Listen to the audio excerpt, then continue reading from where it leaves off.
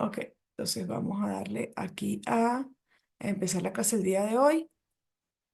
Prototipos web. Listo, chicos.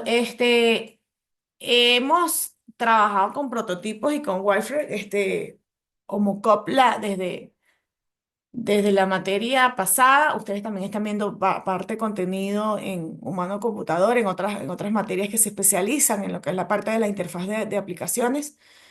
Hoy vamos a refrescar un poco esos conceptos, vamos a hablar un poco de la arquitectura, qué es la arquitectura de información, Workforce Wireframe y Mockups, diseños de interfaz y prototipo. Esto están correlacionados de alguna manera porque son un nivel diferente para maquetar, para darle detalles a una interfaz. Hablaremos sobre la usabilidad web, esas normativas que deberíamos seguir o esos patrones de diseño y lo que son aplicaciones web accesibles, que también es un tema que es importante, tiene que ver con seguridad, con responsabilidad social, y lo tocaremos al final para luego cerrar las conclusiones generales.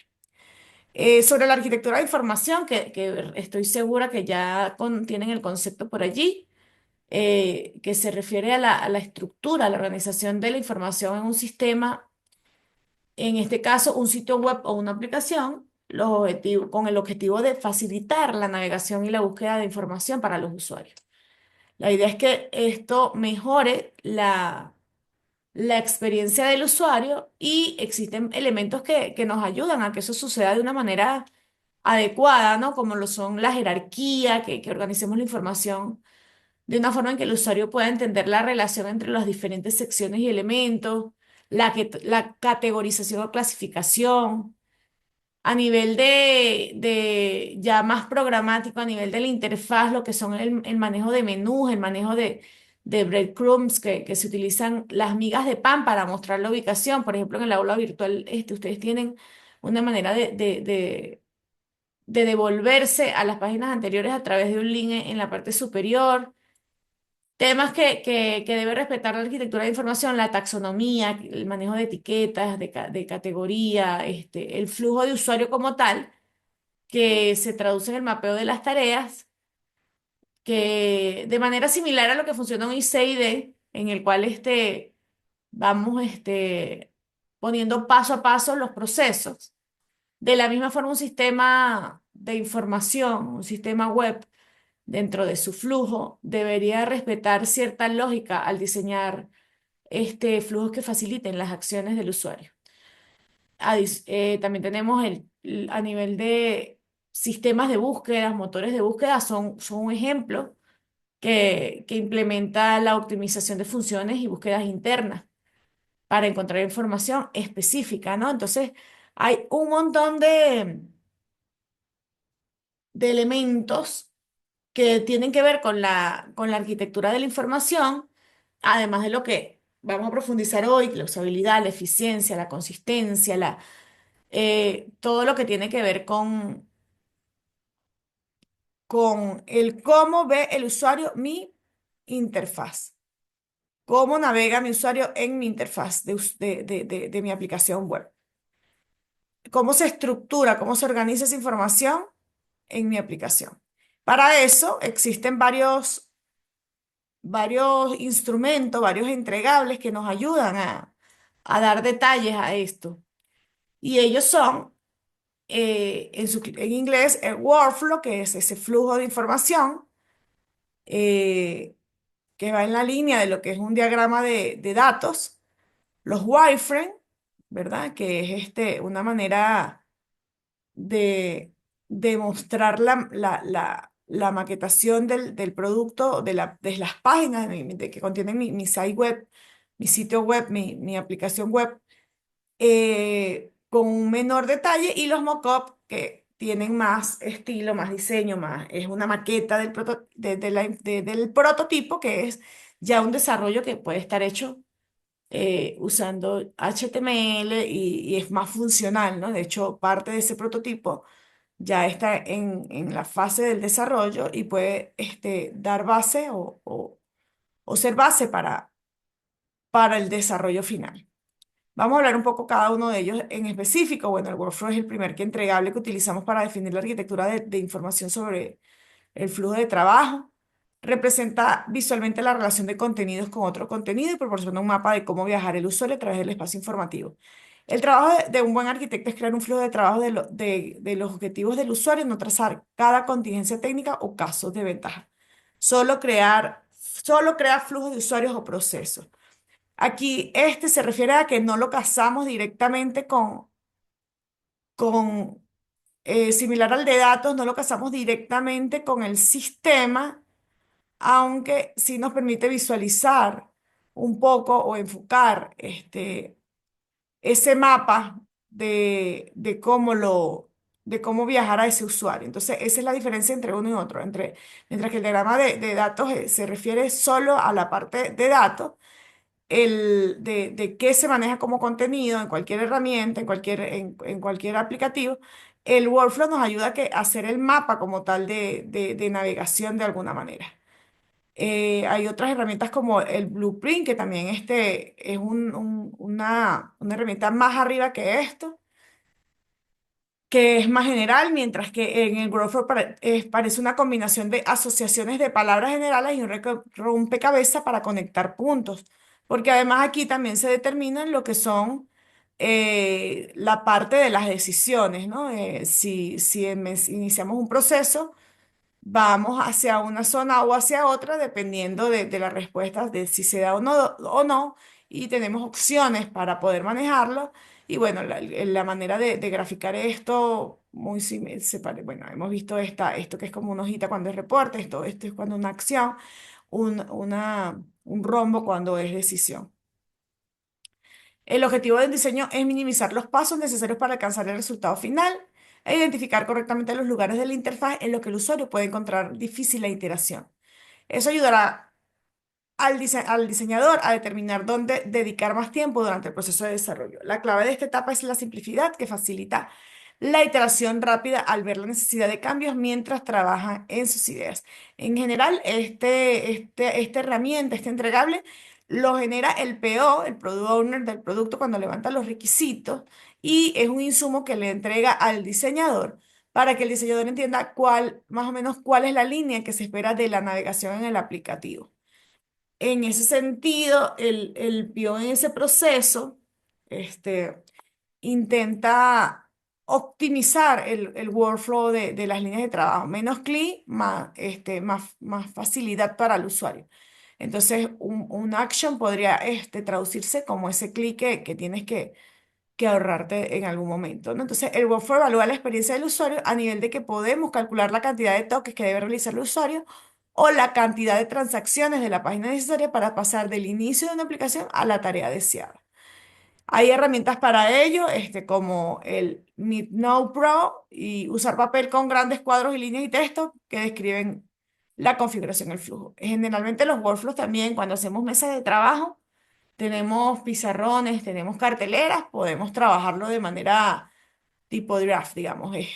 Lo importante es que esta información sea entendida y que tengamos un árbol de navegación que nos permita tener claridad sobre cuáles son los procesos principales de nuestro aplicativo y cuáles son las rutas en ciertos flujos de trabajo.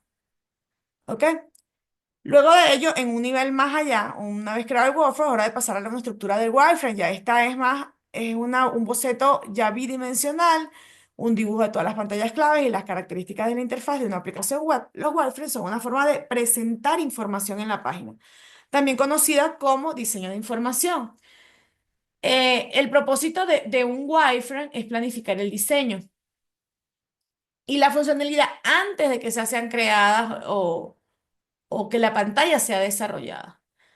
Tiene una estructura básica que incluye los bloques simples para representar componentes para el encabezado, botones, imágenes, textos, todo lo que puedan tener ustedes en su pantalla. También, al igual que lo vimos a nivel de un workflow, tiene que tener una jerarquía de información. La idea es que cuando tú armes un wireframe, tú muestres cómo se organiza la información y qué elemento y qué elementos tendrán mayor importancia, ¿no? Entonces, ustedes tienen que tratar de reflejar la interactividad entre cada componente, entre cada página, ¿no? Más que componente, página, porque aquí estamos haciendo el diseño gráfico que pueden incluir notas de los elementos y además la idea de verlo es cómo simplificamos ese diseño, ¿no? El workflow muestra cómo se organiza nuestro contenido en nuestro espacio informativo, los workflows también se muestran cómo el usuario interactuar directamente con él y los workflows sirven para hacer que nuestro espacio de información sea tangible y útil. También sirve para separar el diseño del diseño visual, definiendo cómo el usuario interactúa con la experiencia. Porque el wireframe en general muestra las pantallas clave, los elementos de widget que estarán en cada pantalla, el contenido importante que se mostrará, cómo se interactúan las pantallas entre sí, la jerarquía, cómo funcionará tanto en web como en mobile, cómo el usuario interactúa con la aplicación, los elementos claves de navegación. Tener un wireframe resuelve los problemas más comunes como que permite que el producto sea estimado con mayor precisión porque te da como, bueno, te ayuda a entender cuántas pantallas vamos a necesitar desarrollar, permite una excelente comunicación entre el creador y la aplicación y el equipo. Como les decía, es un instrumento para lo que es la parte de refinamiento, cuando necesitas identificar detalles dentro de un requisito, cómo lo está viendo el equipo y cómo se le transmite a los stakeholders esa definición. Asegura que las características no sean malentendidas, digamos, lo ponemos en papel, es una forma de transmitir y mejorar esa comunicación y aclarar pantallas y flujo de la pantalla para evitar esos malos entendidos. Ayuda a recaudar capital de los inversores, digamos, en algún momento es una idea, un boceto, una manera en que le puedes decir a las personas que quieren participar en el proyecto, esto es lo que queremos trabajar. Le ahorra dinero ya que es 5 a 10 veces más barato, más rápido cambiar alrededor de una estructura alámbrica que volver a codificar una aplicación. Esto es una metáfora, estructura alámbrica, quiere decir, lo hacemos en papel, lo hacemos en boceto, lo podemos hacer con algunas herramientas, pero como no lleva el detalle gráfico y además no estamos codificando, evidentemente, no necesita un desarrollador experto, incluso un PO, un usuario puede hacer bocetos de lo que espera dentro de un aplicativo y evidentemente eso implica menor costo. De una idea clara, no se, da una idea clara de cómo se verán las pantallas de tu aplicación y qué hará tu aplicación y hace que las posibles áreas aparezcan de inmediato. Le permite comprender mejor el impacto de costos a cada función o pantalla. Vamos entonces en algún momento a evaluar la experiencia del usuario también con esta herramienta. Nosotros decimos, bueno, esta interacción tiene sentido, son sencillas y fáciles de entender, funcionan en la plataforma a implementar. Empiezas a hacerle preguntas a tu interfaz. Está bien trazada la navegación, el usuario se maneja bien con ella, digamos, se comprende que una pantalla va a otra, que esta pantalla iría a esta otra pantalla. Las metáforas visuales o la interacción usada son entendidas por el usuario. La información mostrada se expresa bien en el contexto que lo usa el usuario. Entonces, ayuda a darle una contextualización al sistema. Esta es la primera herramienta que se utiliza en un levantamiento. Puede, más que un levantamiento, en una propuesta básica, en la cual intercambiamos ideas sobre cómo esperamos que sea ese aplicativo. ¿Cuáles herramientas? Bueno, papel y lápiz, Balsamiq, Mock Plus, Axure, Mockitbeard son herramientas que nos permiten hacer wireframe porque son herramientas que también nos dan, en algunos casos, el paso siguiente. Un wireframe debería verse algo como este estilo. Imagínate un esquema en blanco y negro de una página de inicio de una tienda online. Un wireframe mostraría la ubicación del logotipo. Entonces, podríamos decir que, bueno, por aquí tenemos el logotipo, la parte derecha el logotipo, la barra de búsqueda. Podríamos manejar también un carrusel en la búsqueda, mostraría las categorías, una descripción, la tipografía finales podrían verse. Este es un wireframe elemental básico. Los wireframes, la verdad que son bien útiles para comunicar con el equipo de desarrollo y diseño, para que todos tengamos más o menos una idea clara de hacia dónde vamos a avanzar y cuáles serían las estructuras. Un wireframe es algo menos elaborado y nos permite maquetar la estructura de nuestras páginas. Ya luego de eso tenemos lo que son los mock-up o maquetas, ¿no? Nos permite que proporcione una representación de mejor calidad que pueden incluir elementos visuales como colores, logotipos, imágenes, fuentes, un diseño de páginas más detallado. Dentro de los wireframes, que son más obra gris, haciendo la metáfora con una construcción, sin paredes, sin pintar, tú podrías decir, bueno, podemos utilizar este tipo de letra. Dentro del mockup ya usamos ese tipo de letra.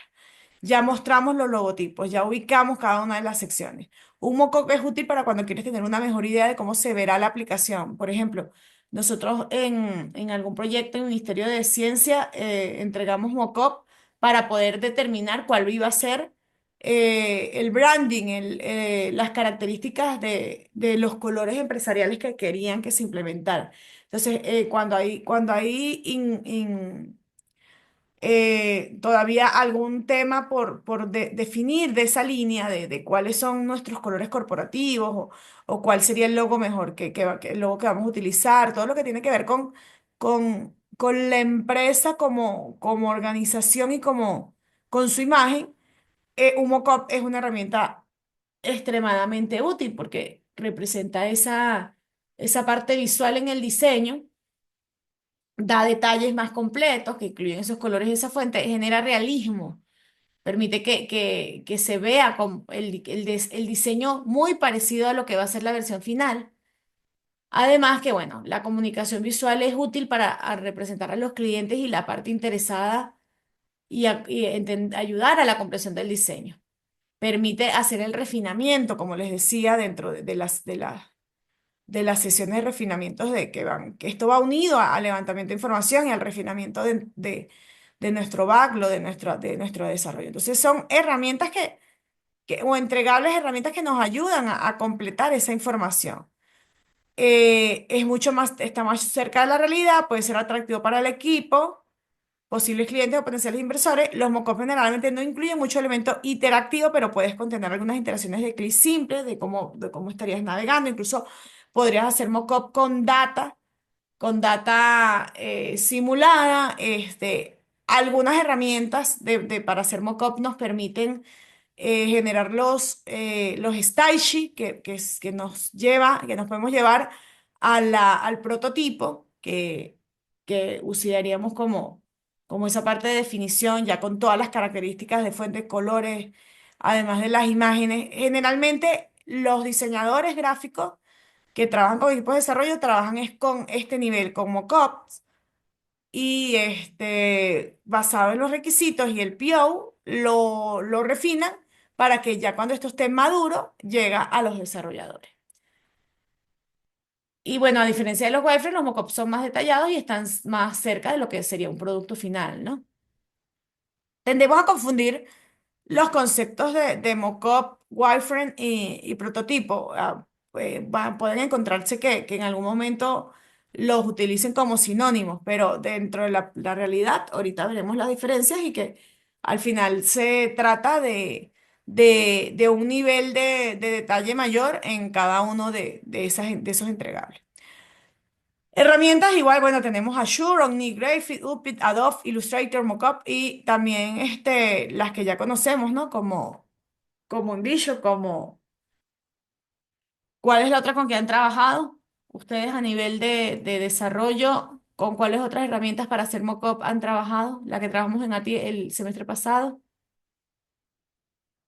Sí. Con Figma. Ajá, Héctor, Sí, ¿alguna más aparte? Figma, eh, Me también hablaron ayer de una que recientemente, están trabajando en comando computador, sí, se llama Penpot.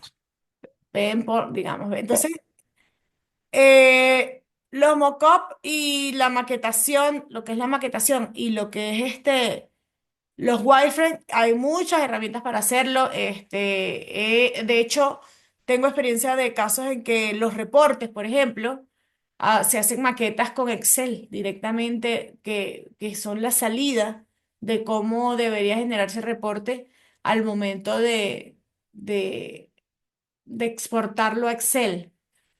O de documentos, también puedes hacerte un Word o una estructura cuando ya es un insumo que sale de la aplicación. Entonces son varias cosas, no solo sirve para definir el flujo de información dentro de tu aplicativo, los componentes gráficos, sacar los CSS a nivel del aplicativo, sino para darte una idea más realista de cómo se verá tu paleta de colores, tu tipo de letra, la estructura de la página y en algunos casos con dato real el usuario va a obtener una mayor visibilidad de que hacia dónde va el producto. Imagínate un mock-up de una aplicación de redes, ¿no? Imagínense que, que incluye el logotipo del app, el diseño, el perfil de usuario. Por ejemplo, podríamos poner aquí lo que son un footer y un header, que serían los componentes comunes en todas las páginas para que el desarrollador ya tenga esa información para poder hacer sus librerías de diseño, ¿no? Sus componentes gráficos.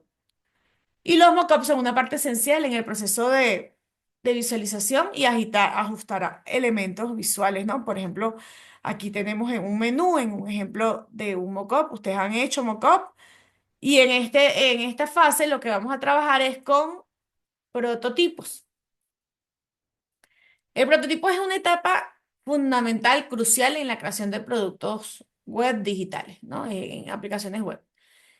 Esta fase se centra en cómo el usuario interactúa con el producto y al igual que el wireframe se presenta de forma visual lo que se va, a lo que se tiene. La diferencia es que esto ya está más maduro y que esto es ya desarrollo. Aquí ya tenemos herramientas de desarrollo implícita donde además tenemos que respetar incluso el diseño de interfaz, a las librerías en el diseño de interfaz, las librerías de ese diseño de interfaz. Ideal que ya con vayamos armando nuestra estructura de cuál sería nuestro front. He trabajado en proyectos donde lo que se hace es que los entregables son maquetas que no tienen la lógica y que se conectan directamente a una data dummy o a una que ni siquiera tenemos base de datos y tenemos JSON que alimentan al prototipo.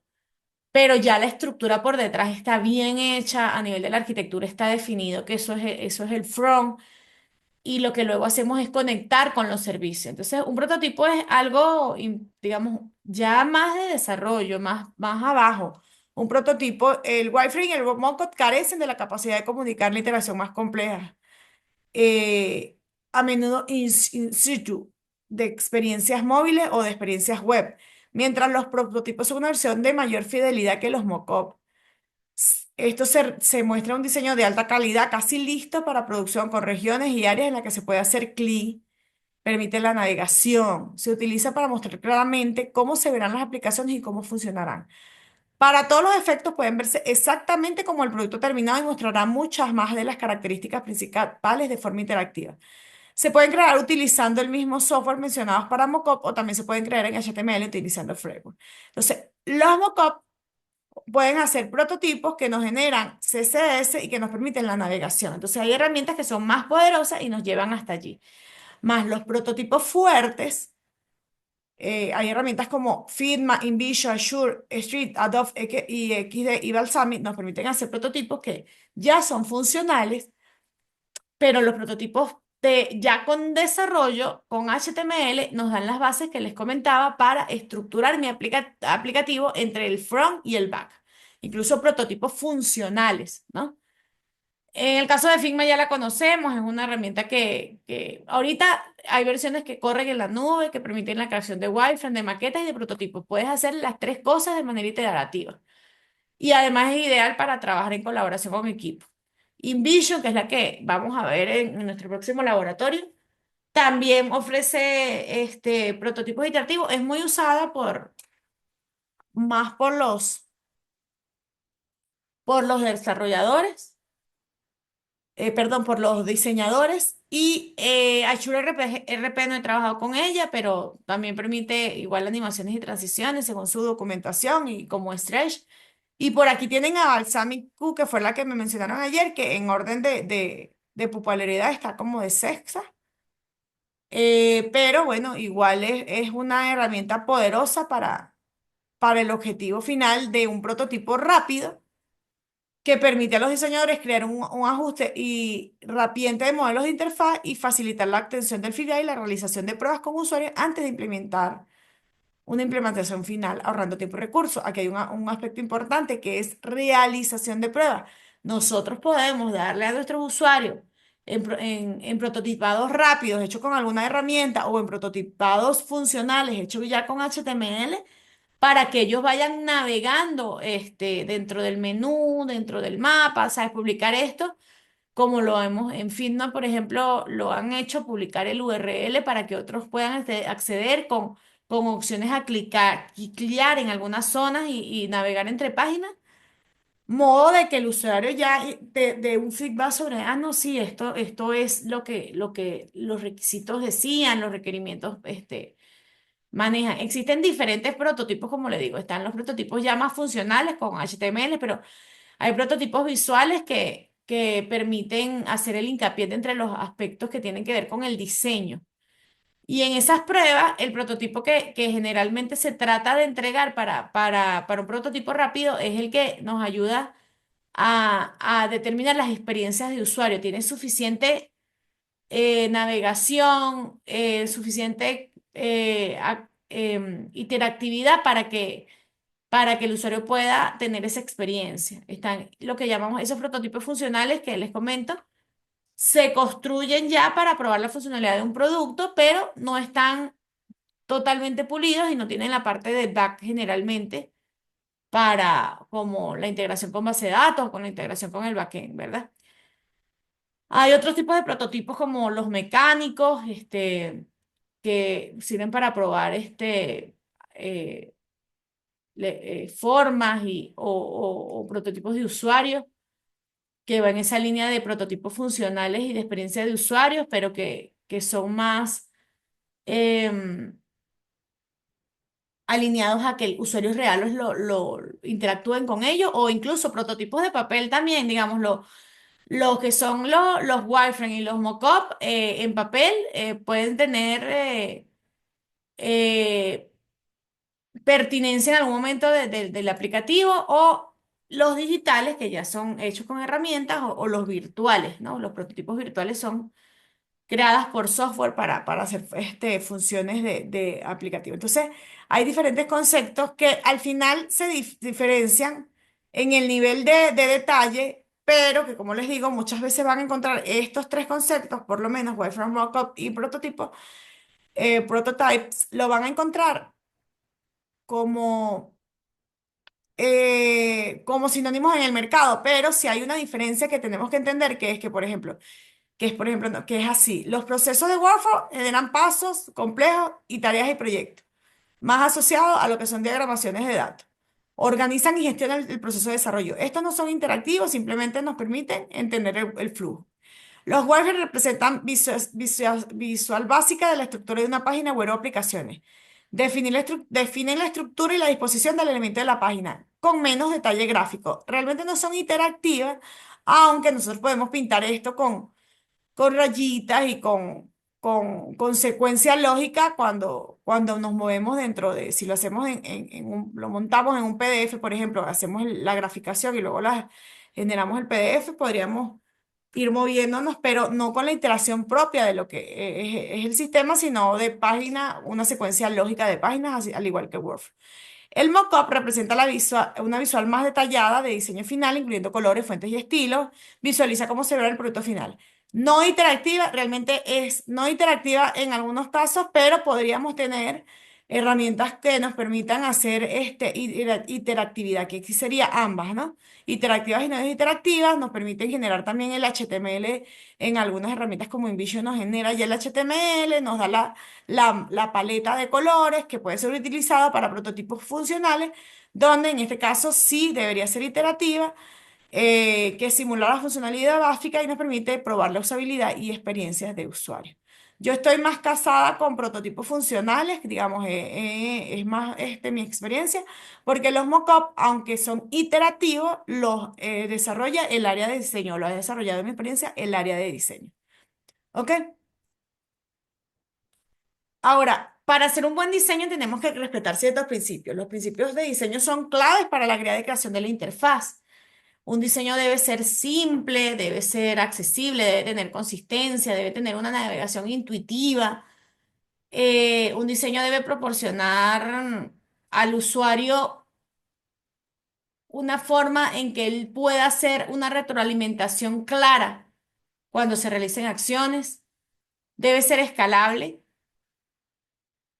Y además, en esta parte de la historia tecnológica, un diseño, aunque pensemos en la parte web, evaluaremos conceptos o refrescaremos conceptos que ya deben estar viendo en otras asignaturas y que hemos ya visto en AT1, como lo que es el responsive, que nos permite de que al ser minimalista, al ser sencillo, un diseño podría ser reutilizado pensando también en lo que es la parte mobile, ¿no? Entonces, un diseño tiene varios factores que pensarse, ¿no?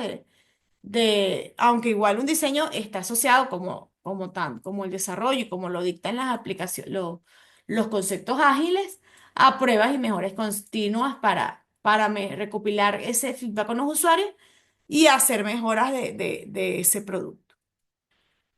El primer concepto que tenemos que tener clarísimo es la usabilidad, que se define como la medida en que un producto puede ser utilizado por usuarios específicos para lograr objetivos específicos con efectividad, eficiencia y satisfacción en un contexto de uso definido.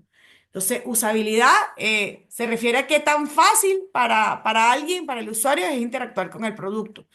Es crucial realizar pruebas de usuario para identificar y resolver problemas en el diseño, asegurando que la interfaz sea intuitiva y eficiente.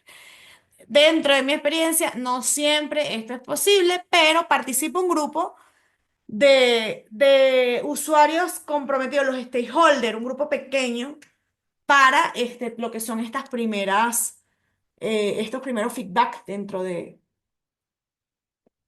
la definición de producto. Existen incluso estrategias como eh, UX, User Experience, UI, Interface, que son metodologías para estudiar la usabilidad y incorporar al equipo, a los stakeholders en la definición de ellas. ¿Ok? El diseño centrado en el usuario pone a las necesidades y comportamientos del usuario en el centro del proceso de diseño. Implica realizar investigaciones, pruebas de usabilidad, ajustes continuos basados en el feedback del usuario para crear interfaces más efectivas y agradables. Entonces, con estas maquetas, con estos wireframes, con estos prototipos, el usuario puede hacer iteraciones avanzadas que incluyen animaciones, transiciones, elementos dinámicos que enriquecen la experiencia del usuario, y esas interacciones deben ser utilizadas de una manera cuidadosa para no distraerlo, sino para guiar la mejor y mejorar la usabilidad de aplicación. Es importantísima la usabilidad porque es crucial para el éxito de la aplicación, ya que influye en la satisfacción del usuario, la retención de clientes y puede incluso afectar el rendimiento del negocio al aumentar la tasa de conversión, que es una de las estadísticas que se maneja a nivel de usabilidad.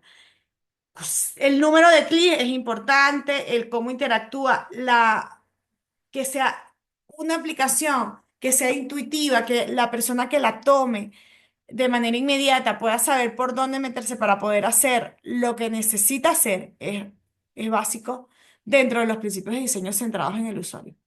Los principios de diseño centrados en el usuario incluyen la comprensión y la necesidad del usuario, el diseño interactivo y la accesibilidad para personas con discapacidades.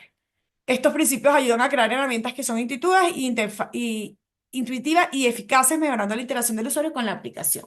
Vale acotar de que, aunque en este punto el desarrollo no ha iniciado, en algunas oportunidades se requiere el apoyo o soporte técnico para ir hablando de factibilidad. Cuando ya tenemos lo que son las maquetaciones o los prototipos, Pueden aparecer, además de lo que ya les comenté, como el UX y la definición del producto, eh, metodologías que ya nos ayudan a ir pensando en un desarrollo. Por ejemplo, hay algo que se llama Atom, que está ahorita en puerta, donde nos permite hacer un Atomic Design Methodology, que es un enfoque popular de la arquitectura web. Nos permite que definamos los componentes más pequeños, invisibles de una interfaz, como los botones, la etiqueta. Luego las moléculas, que son grupos un poco más grandes, como los formularios, los organismos, que son como la combinación entre átomos y moléculas, como la barra de navegación, y las plantillas. Entonces ya aquí, en un punto en que estamos trabajando con la maquetación, ya el equipo de desarrollo en paralelo, cuando recibe las primeras aprobaciones desde el área de diseño, puede estar pensando en hacer la definición de los componentes gráficos con esos CSS que se les pasan, con esa maquetación que le va a permitir entender, bueno, cuáles son esos objetos pequeños, de repente, cómo vamos a trabajar los botones, cómo vamos a trabajar un campo fecha, cómo vamos a trabajar un calendar, y todo eso ir montándolo en su librería de diseño, inicialmente para un prototipo funcional y hacer un prototipo funcional sin que tenga la iteración con el backend, lleva un trabajo importante, por lo tanto es también, es también definitorio y trabajando con las metodologías ágiles, con el desarrollo, de una manera organizada para que ese código pueda ser luego rescatable. Ahora, los métodos de la evaluación de usabilidad, bueno, la usabilidad puede realizarse a través de métodos cuantitativos, cualitativos, como entrevistas, encuestas, pruebas, los mismos que utilizamos también en algunos casos para el levantamiento de información. Estos métodos ayudan a identificar áreas de mejora y medir satisfacción del usuario. Cuando hablamos de métodos cuantitativos, bueno, pruebas de usabilidad con tareas, los participantes se sientan en una mesa con tareas específicas y se registran métridas de tiempos para completar tareas y tasas de éxito y número de errores. Ahí, por ejemplo, nosotros he tenido la oportunidad de participar, por ejemplo, en aplicaciones de call center. Se hace una versión beta no funcional, digamos, un prototipo. Tienes un grupo de varios usuarios que mientras ellos están cliqueando, se le dan ciertas instrucciones mínimas, bueno, la idea es que ustedes generen acá una navegación de cómo creen que podrían crear un usuario. Entonces ellos van navegando y uno los va observando y va tomando notas de, wow, este se metió por aquí, este se metió por acá, esto, ¿por qué no? ¿Por qué hiciste este clic allá en lugar de acá? Bueno, este botón dice esto, no le... Entonces uno va levantando en ese proceso de entrevistas, de encuestas, incluso informales, cuando estás en un grupo de trabajo, con lápiz y papel, para luego llevártelo al equipo de diseño y mejorar esto, ¿no? Hay herramientas como System Usability Scale, SUS se llama, que recopila evaluaciones numéricas sobre la facilidad de uso percibida.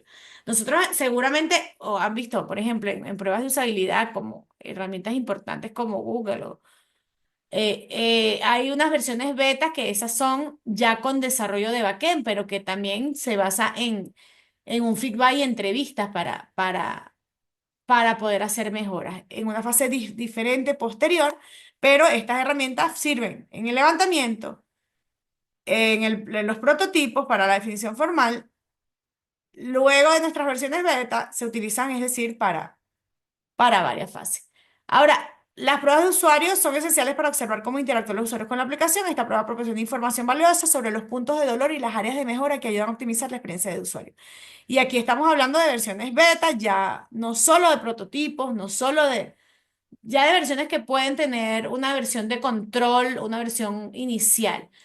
Una prueba, por ejemplo, que mencionábamos antes, AB, también conocida como prueba dividida, es una metodología también utilizada para comparar dos versiones de una página web. Entonces, ahí hay una aplicación para determinar cuál de ellas funciona mejor o en términos de métricas y específicas como la tasa de conversión, los clics, el tiempo de permanencia. Nosotros podríamos incluso desarrollar dos propuestas técnicas, llevarla a una mesa de trabajo y que de allí evaluar como archivos, como grupos de control para decir, ah, no, esta nos está funcionando mejor, Aquí, por ejemplo, crearon más usuarios en menos tiempo, aquí el usuario preguntó menos, y ahí está también esos métodos conocidos que les comenté antes, como el marketing digital, el diseño de interfaces de usuario UI o experiencias de usuario UX, el User Experience, que puede empezar en una mesa de trabajo con posting explicando y entendiendo cómo es el proceso. Ahí se formulan, en esas pruebas se formulan hipótesis, se definen hipótesis sobre cambios específicos. ¿Qué pasaría si yo cambio este color o cambio este botón de aquí o lo pongo por acá o lo pongo por allá? La versión de, por ejemplo, en ese tipo de metodología de versión de A y B, tienes una de control que es la versión original sin los cambios y una variante que es la nueva versión. Tú podrías, es como la versión mejorada o que nosotros creemos que es mejorada. Entonces la llevamos a esa mesa de trabajo como para una preaprobación de que realmente cumple con que cumple con la operatividad del sistema más que con las expectativas. Ahí se tiene que dividir a la audiencia, se analizan los datos, se recogen esos datos, se analizan y luego formalizamos la implementación. Métricas de usabilidad son como una herramienta básica son como las estadísticas que se manejan cuando tenemos pruebas de rendimiento. Necesitamos saber cuántos usuarios soportamos, cuál es el techo. La usabilidad también son pruebas más funcionales que de un aplicativo y la línea de ellos nos permite identificar áreas de mejora y evaluar el impacto del cambio, que pueden ser un poco subjetivas, ¿no? Porque en este caso manejamos estadísticas también de cómo el usuario interactúa, pero hay unas más medibles como la tasa de conversión, que la mencionamos antes, que esa mide el porcentaje de visitantes que completan una acción deseada. Cómo se realiza una compra, cómo se registra, cuenta y identifica los tiempos en que se hizo. O que, bueno, el usuario se perdió y no lo pudo lograr, se tardaron más en hacer esta actividad. El tiempo de cuánto duran en una tarea específica o la tasa de abandono. Cuando abrimos aplicaciones al mercado, como que hacemos aplicaciones beta o versiones, porque también podemos tener una aplicación que ya está instalada y estamos haciéndole cambios de interfaz y montamos una versión 5 del software y resulta eh, que nadie usa el módulo tal y resulta que pareciese que, o evaluamos el qué, por qué, tenemos que evaluar esos logs, esos orígenes de por qué hay un abandono digamos, por ejemplo, cuando tenemos una línea en que todo el mundo llega al carrito de compra y puf, no le va a dar al comprar. Entonces ya ahí tú levantas una bandera y identificas que hay una tasa de abandono en un punto dentro del flujo de la aplicación. Además que el número de errores que se cuentan dentro o que el usuario comete mientras interactúa con la interfaz. Por ejemplo, si tenemos una página que dice, ingresa un código de usuario, el nombre de usuario, entonces vemos que hay muchas veces en que el usuario intenta loguear si no lo logra. Entonces, ¿qué podemos hacer para mejorar esa interfaz? Un mensaje, un pull text. Digamos, eso, evaluar los logs con los errores nos ayuda muchísimo. Hay una métrica que es la tasa de rebote que se representa en el porcentaje de usuarios que abandonan que a diferencia de la de abandono, que sí sigue el flujo y en un punto se van, la de rebote es entro con la primera vez y me salgo. ¿Sí? Digamos, cuando tú no entiendes un sistema, cuando entro y yo, ay, esto es como complicado, no, mejor me voy a usar otra cosa.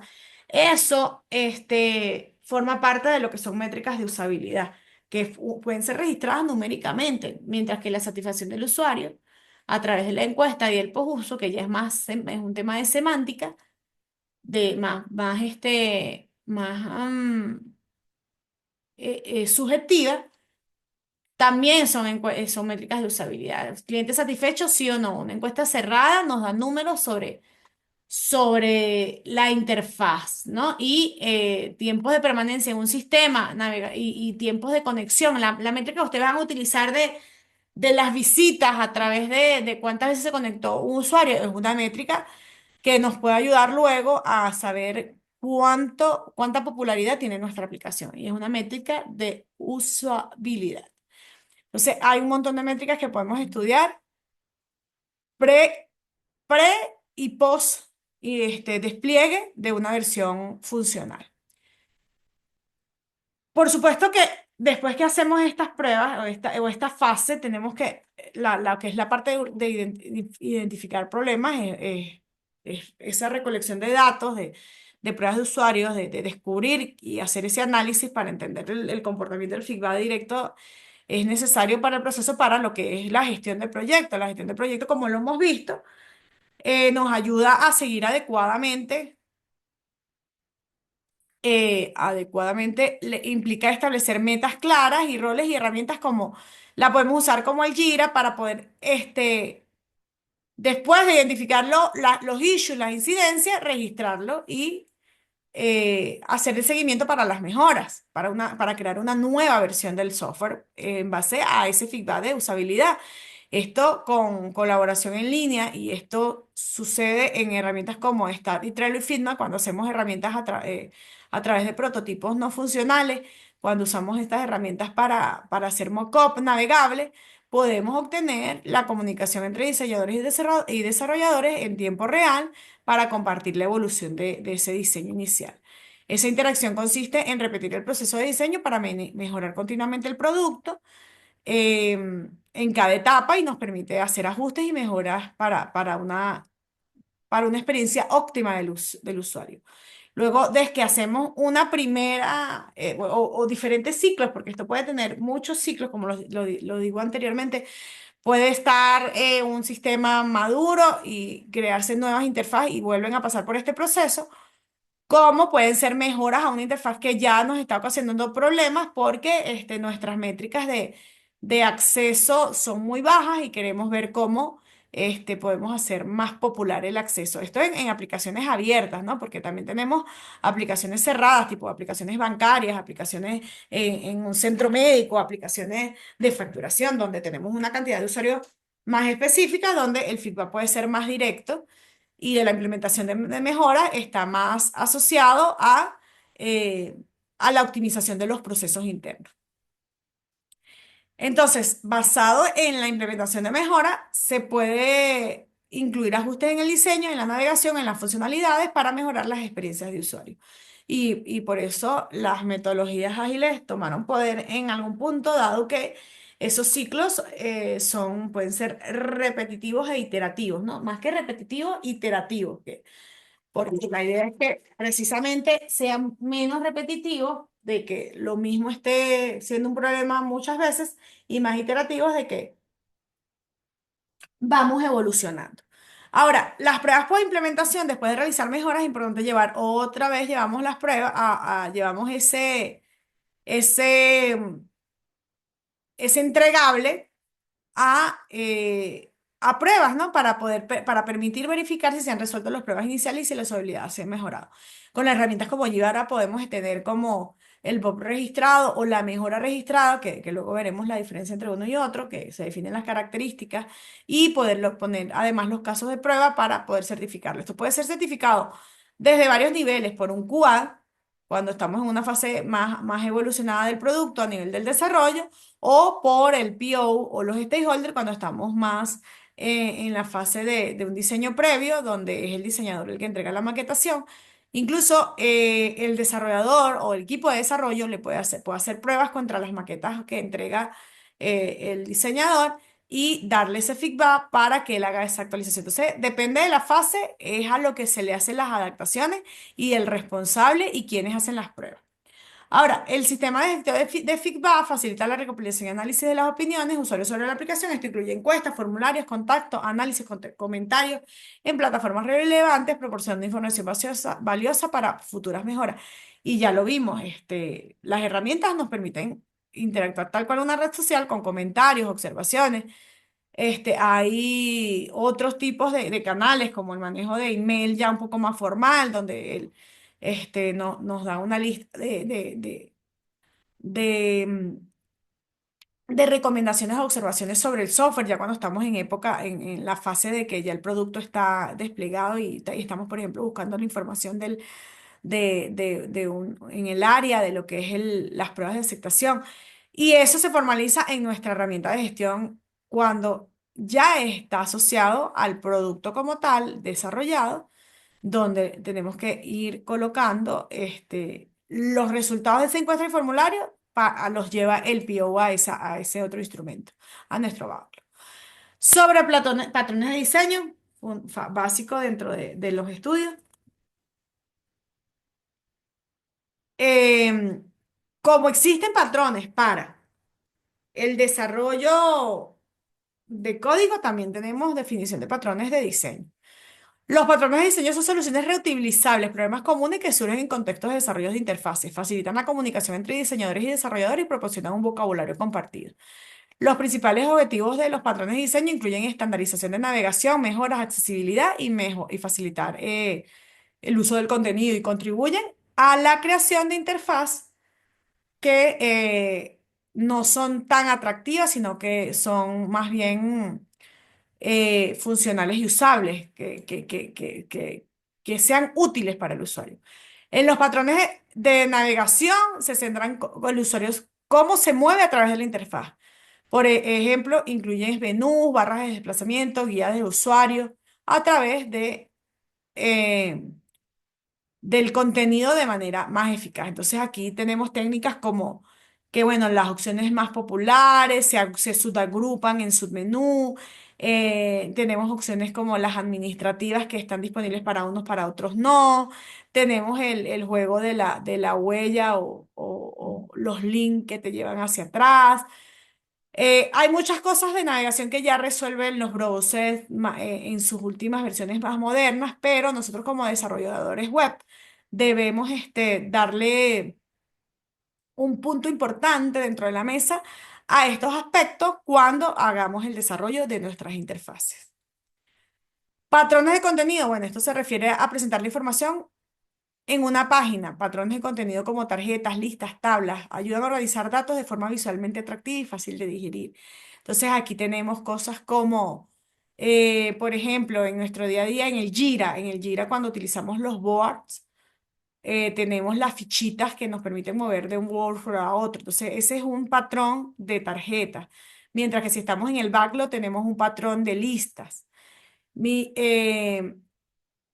a nivel de tablas, generalmente tenemos un buscador en la parte superior. Entonces, hay como estándares ya eh, implícitos dentro del desarrollo de la aplicación web, que tenemos también, por ejemplo, los carruseles. Entonces, dependiendo de dónde nos encontramos, en qué el tipo de aplicación que nos encontramos, este tipo de contenido estos patrones deben respetar cierta, digamos, para un banco, por ejemplo, una aplicación de un banco, una facturación o una aplicación de médica, que son sistemas internos generalmente manejados por un grupo de usuarios específicos, que no son abiertos.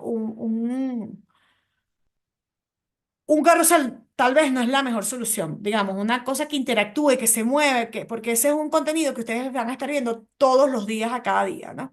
Mientras que para una red social, para que aparezcan videos, ese tipo de cosas, tiene todo el sentido. Entonces, dependiendo del tipo de aplicativo, el patrón de contenido, debería tener cierta pertinencia dentro de mi desarrollo. Hay patrones también que describen con los usuarios, interactúan con el elemento de la interfaz, incluyendo botones, formularios, efectos visuales, mejores experiencias y usuarios de funciones específicas. Aquí, por ejemplo, hay reglas básicas como que siempre debes tener el botón aceptar y cancelar visiblemente. De hecho, nosotros generalmente hay una línea también de los usuarios, o que la mayoría de los usuarios son derechos más que zurdos, entonces había inicialmente los botones de aceptar, por ejemplo, se ponían a la derecha, a la izquierda y el cancelar a la derecha, pero yo trabajé en aplicativos donde eso se hizo de manera diferente. ¿Por qué? Porque si la mayoría son derechos, le damos el acceso más rápido por el lado del aceptar, pero siempre tenemos que tener disponible el cancelar. Entonces, en los pop-up, el tema de cómo utilizar un pop-up cuando le da un error a una persona o que en la parte superior, los colores que se utilizan para dar esa información. Patrones de interacción que son reutilizables por los diseñadores y que nos permiten resolver problemas de interacción son, bueno, por ejemplo, un formulario de registro es un patrón común que tiene que incluir los campos que el usuario ingrese, donde el usuario ingresa información personal para para crear sus cuentas. Entonces, deben incluir un recordar contraseña, la validación debe ser en tiempo real. Patrones de iteración, el autocompletar y validaciones del tipo arroba para email, o los calendar para tipo fecha. El menú de navegación, que forma parte de un patrón por sí mismo, también forma parte de los patrones de iteración, de cómo lo despliego, de cómo está lateral, de si está en la barra superior, la paginación.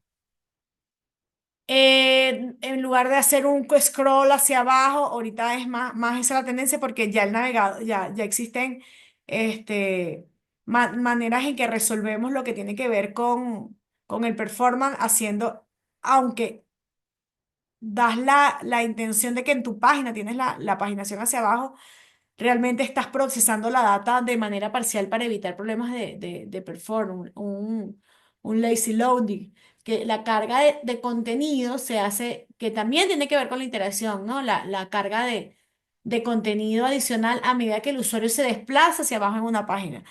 O en esquemas de paginación, tener la visibilidad, por ejemplo, de darle next o el contador de todas las páginas para entender, para que el usuario preentienda qué cantidad de información tiene. Los modales, los diálogos, los mensajes, las ventanas emergentes, esos son fundamentales que sean claros, que el flujo de la aplicación muestre y permita que el usuario solicite la acción, que sean explícitos. Las ayudas también podrían ser un factor de patrón de iteración. Cuando tú tienes un acceso a ayúdame, dame un SOS, ¿no? O botones de llamadas de acción que hacen que un usuario específico se suscriba, compra ahora, donde hay cierta eh, eh, de alguna forma un foco más gradual dentro de toda tu página porque es donde quieres que se enfoque el usuario. Eso nos va a permitir un feedback instantáneo nos permite que el usuario interactúe con la aplicación. Hay otros patrones de interacción como el swipe, es que cuando le das con el dedo, pero eso ya aplica para interfaces mobile, aunque hay computadores que también ya tienen el touch en las pantallas, entonces son todos factores que debemos entender cuando hacemos un diseño y la línea de prototipo, de wireframe, de mockup, deben reflejar de alguna manera esa iteración para luego ser formalizada. Entonces, un diseño de tarjeta se ve como algo como esto, es un patrón que organiza información de bloques visuales facilitando al usuario y la idea es mostrar contenido de diverso y escanable para mejorar la presentación de imágenes, ¿no? Sin movimiento, con movimiento, cuando es un carrusel. El menú desplegable, bueno, lo hemos visto en muchas oportunidades, esto lo deben estar estudiando en otras materias, lo hemos utilizado en Wi-Fi, lo hemos visto en ATI 1. La idea y la ventaja es ahorrar espacio y que algún momento a nivel de navegación y usabilidad desaparece el menú. En líneas generales, mi experiencia es que eso no es muy bueno para el usuario, pero en la práctica del menú ayuda a ahorrar espacio y a tener un sitio web que maneje subcategorías y secciones, que con un solo clic le llegamos a donde queremos. Diseños adaptativos, concepto que ya manejamos, que ya conocemos, que no debemos olvidar dentro de lo que es el proyecto, porque incluso ya sabemos que hay los frameworks y los navegadores resuelven parte de esto. Los diseños adaptativos son aquellos que se ajustan automáticamente a diferentes tamaños de pantalla. Y la idea es que si no lo hacemos de forma explícita, al menos tengamos conciencia de ello para poder hacer esas pruebas y entender como limitación de nuestra aplicación web. En este caso, la aplicación que vamos a desarrollar está enfocada en la parte web, pero como les decía, ya el framework probablemente les va a ayudar a resolver algunos temas y en el browser también nos ayuda a resolver algunos temas. Entonces, vale incluir el concepto dentro de lo que sería un MVP2 en caso de que se requieran ajustes para poder hacerlo portable en diferentes tipos de dispositivos. Y que si hacemos un diseño con HTML5 y con lo que nos ofrecen los frameworks de front a nivel de Angular, separamos la interfaz, lo que es la parte del diseño, vamos a poder manejar rejillas flexibles y vamos a poder hacer que esto pueda ser responsive sin dedicarle mucho tiempo a esa parte de lo que es un diseño usable. La consistencia del diseño, lo hemos hablado también, tienen que ser colores, no podemos, colores, elementos, digamos, no una identidad. Y además, hay identidad corporativa. Eso hace que uno sienta que estoy dentro o sea, Banco Venezuela, color rojo, Banco Mercantil, color azul.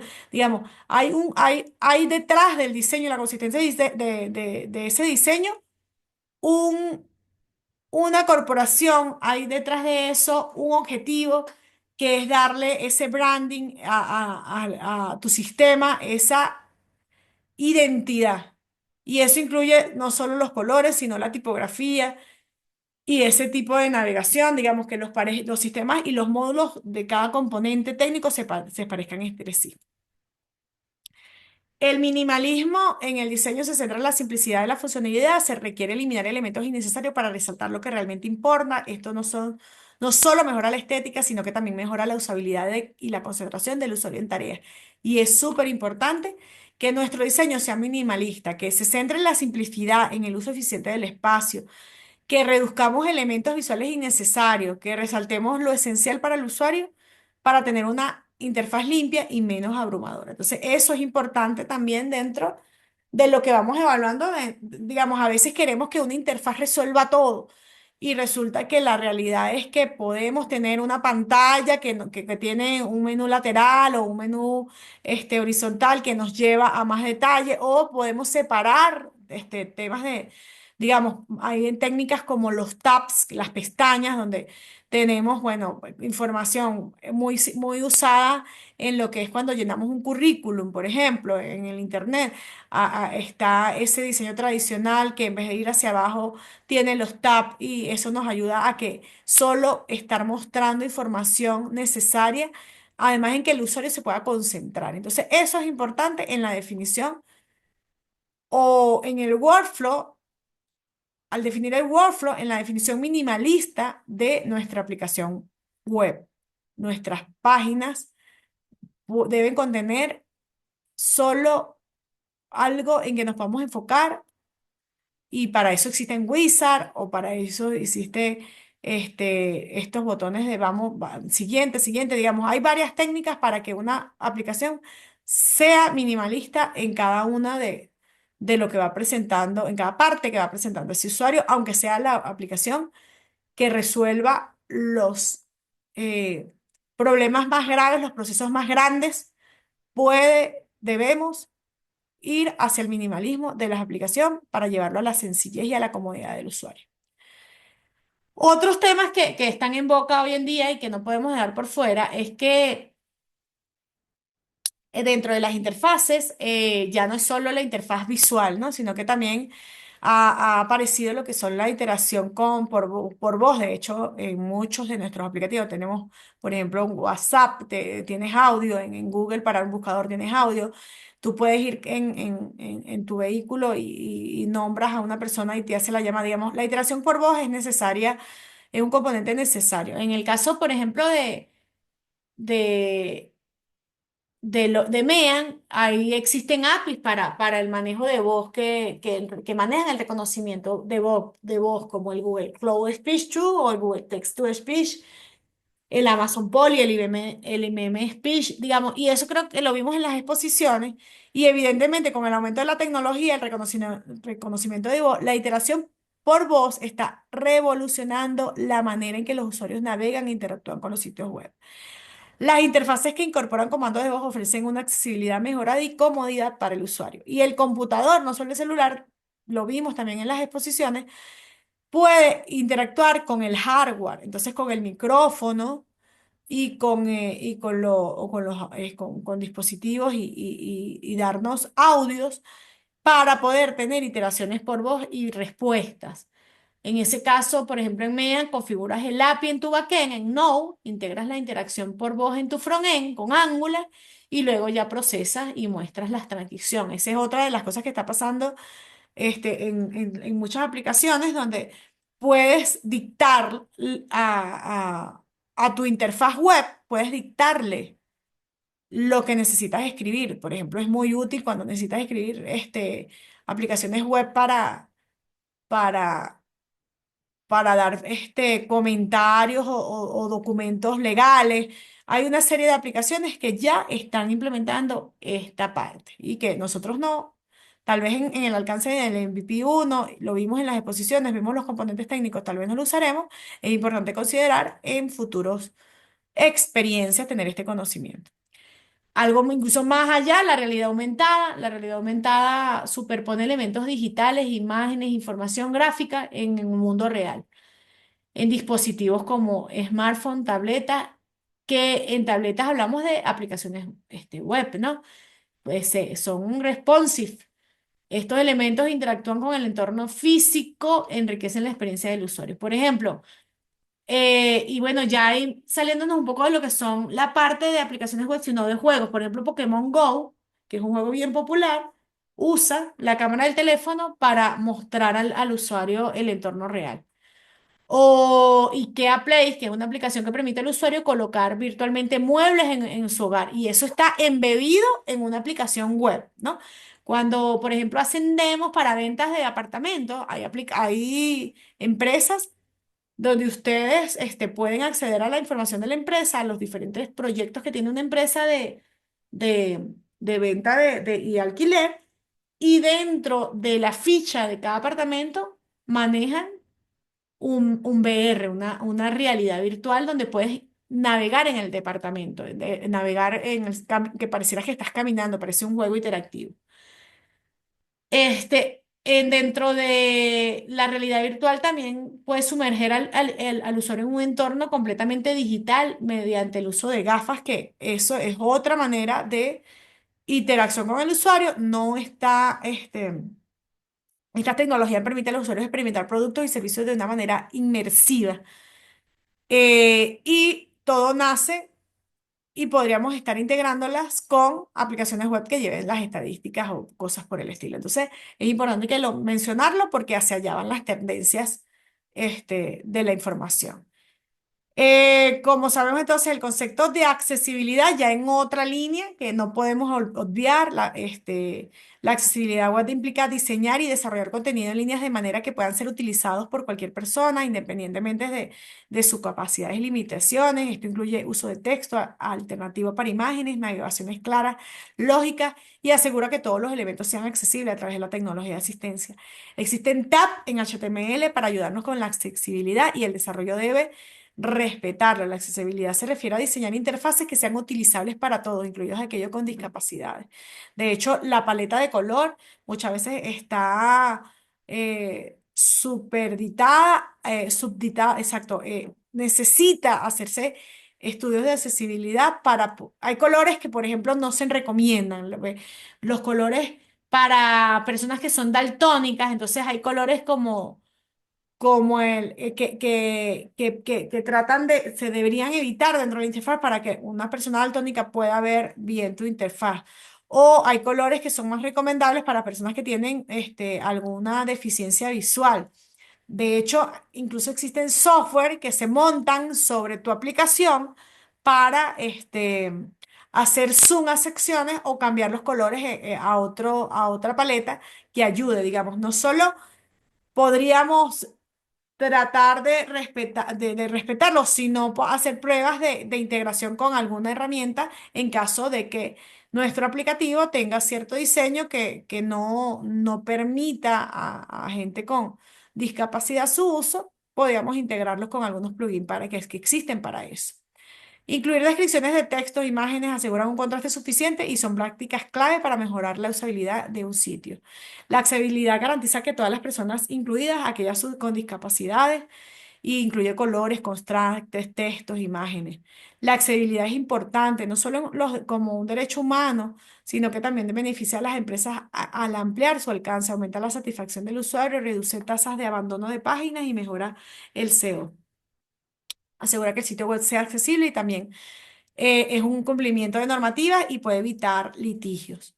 Normativas y estándares existen a través de la accesibilidad. El WGAC, Directrices de Accesibilidad para el Contenido Web, proporcionan directrices específicas para ayudar a los desarrolladores a crear contenido accesible. Estas normas incluyen principios como la percepción, operatividad, comprensividad, robustez, que son fundamentales para asegurar que todos los usuarios puedan interactuar con el contenido web de manera efectiva.